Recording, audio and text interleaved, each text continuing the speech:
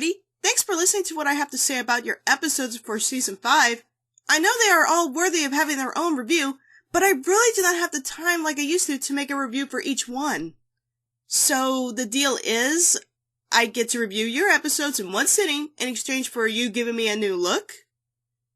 Okay, this shouldn't be too hard, and I might get a new hat or goggles out of it. How bad can it be?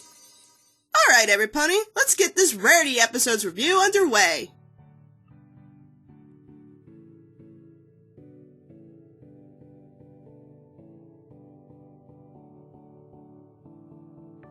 First up on Talking on Rarity's episodes of Season 5 is Canterlot Boutique. Immediately I get hyped about this. The show's staff, with the fact that Lauren Faust is no longer in charge of the project, is still taking ideas from her previous thoughts. She originally stated that she had hoped Rarity would follow her dream of getting a shop open in Canterlot, so it's nice to see the staff taking her former ideas into account. My only question is, why didn't it happen sooner? I mean, we've seen Rarity get more than enough support, hype, and gratitude from some big names in the series, from fashion designers to pop stars and even royalty. So why is it that 5 seasons later, Rarity finally gets the opportunity to open a store in one of her favorite cities in Equestria? I guess finding property in Canterlot, or anywhere in Equestria for that matter, is hard to come by. Oh, okay. It's kinda much, don't you think? Okay, you are the fashion designer, I trust you! Even though all seems to be falling into place with her goal, there is already a hiccup with Rarity's new store. Introducing a semi-related design to Princess Cadance is Sassy Saddles. Don't the name just scream sass? Am I right? What? Sassy! Did you stop to even consider why she has this name? Ouch! Passion hurts. Woo. Okay, granted, judging a character by its name isn't fair. So leading on the fact this manager Sassy, even though in her mind is trying to impact good intentions on Rarity's store, the pony is rather obvious in taking over her dream and setup. From butting in on introductions of opening the store, to making Rarity ad-lib her display of new dresses without planning, to bluntly, in front of the media, telling her word-on-word interactions for the dress was confusing and inappropriate. Hold it! This is your store, Rarity! You bought the land for it with your hard-earned money, and you had the gall to let your manager speak to you in this way in front of the media? I get it. Rarity is the pony of generosity, so I'm actually not too surprised she's giving Sassy the benefit of the doubt. She's being a manager and displaying her opinion and what she thinks might help the store. Still, her timing was terrible and embarrassing for Rarity, and her friends didn't see that fly over their heads, like they normally would in other episodes. When I'm a leader of a project, I am always open to those involved, as long as they stay true to my goal of what the project is about. It's okay to hear ideas from the team, and even change things up to see if the idea will further the entertainment quality of the project itself. But there is a time and place for it. It shouldn't be in front of the media, or in this case, after the project is completed. But still, moving forward with Rarity still giving Sassy the chance, trouble continues to unfold, where Sassy literally goes over Rarity's head, taking down orders for the princess dress by the hundreds, and leaving Rarity to put away her other gowns in favor of the one line, which leads to a sea of dresses being completely overused. I felt my creative spirit die a bit inside, seeing all that hard work being put into one generic gown after another. Granted, this was boosting her store, but at what cost to Rarity's dream? Rarity opened the store with the hopes of selling all sorts of lovely gowns of both creativity and originality. Instead, she has become a living factory of herself while Sassy dealt with the customers, which is probably one of the more enjoyable parts of the job industry. Heck, it was getting so bad for Rarity that when she gets a small spark of inspiration to change up one customer's dress, ever so slightly with new colored gems, it quickly backfires. Well, as an artiste, I did take the liberty to change a few minor details. They're fine, but they're not what I ordered, are they? Yeah, even I have to agree with Firebrand. Oh, Celestia! I'm agreeing with Firebrand now! Firebrand! Ugh! The customer is absolutely right in this. Yes, I know this was considered a unique design on an already overused dress, but the customer did not order these changes. Equestria knows how much each one of these dresses costs. And to take such liberties without the customer's permission to do so is not justified. It'd be no different to me telling you, Missy, right now, I don't want these changes, but I've already agreed for you to have free reign. Get it? The same thing goes for commissions. If my client tells me otherwise, I do not alter the look of their OC without their permission first. But still, this was a breaking point for Rarity when Sassy reveals her entire plan for the store, which is to convert it practically into a dress factory producing one dress of the same kind. Enough is enough, I would agree here.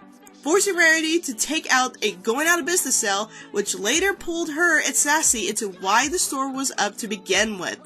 I love the new dress design she's coming out with. The callbacks to the fandom of their favorite princesses, though, through these light and dark OCs, that was pretty cool. There's even yep, finally it happened. Hasbro acknowledged obesity.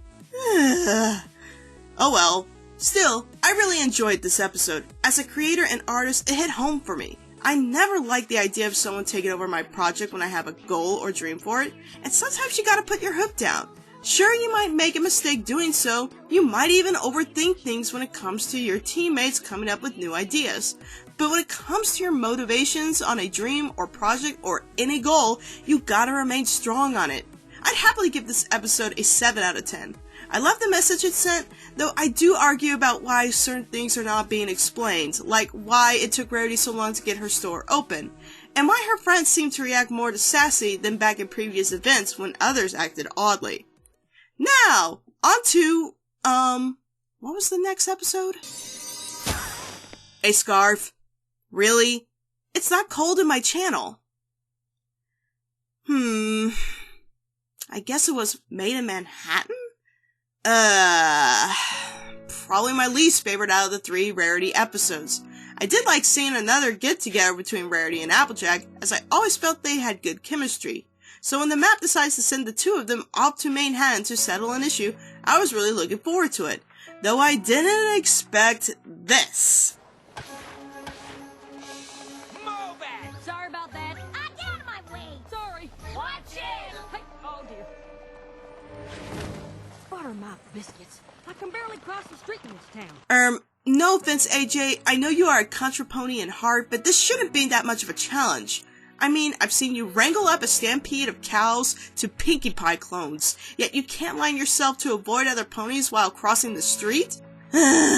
Signs of things to come. So after the 2 of them try to figure out why the map sent them there with far too many Charlie Brown references, we meet up with another famous cute pony, Coco Pamel. Turns out she's attempting to reignite a neighborhood tradition of hosting plays in their park area. Since the original hostess of this event left to be with family, the play in the park soon died down to the point the neighborhood lost its charm and friendly spirit. Awesome setup. I wonder how this will go.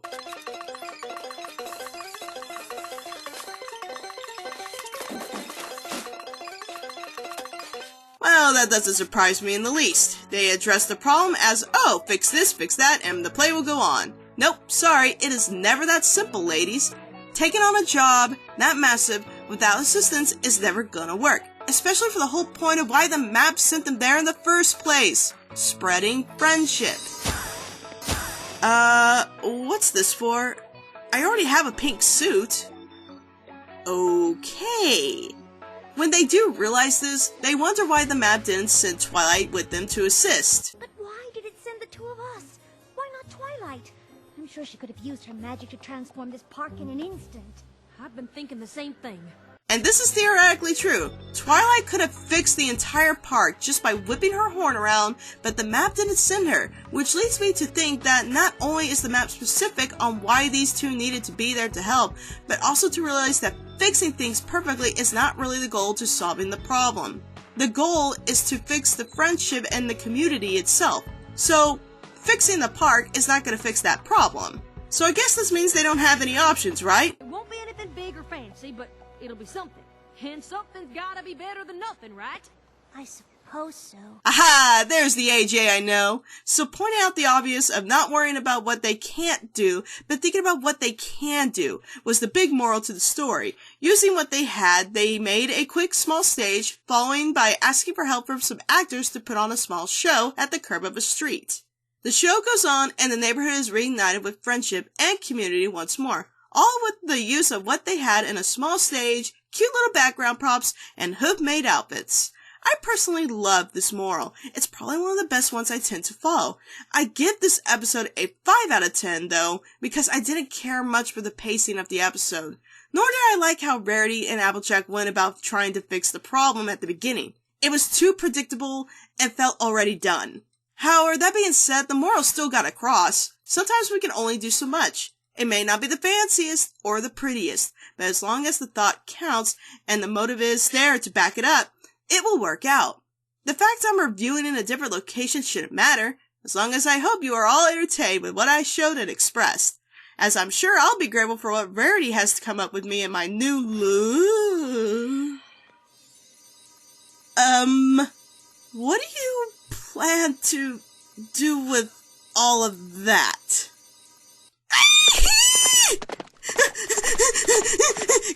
Hey guys, you see Rarity anywhere? Whoa, slow down there. Bliss?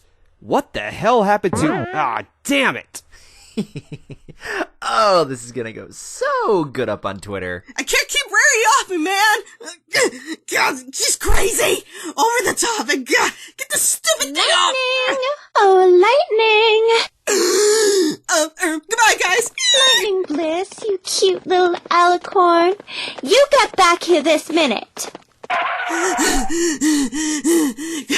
Must hide. Here!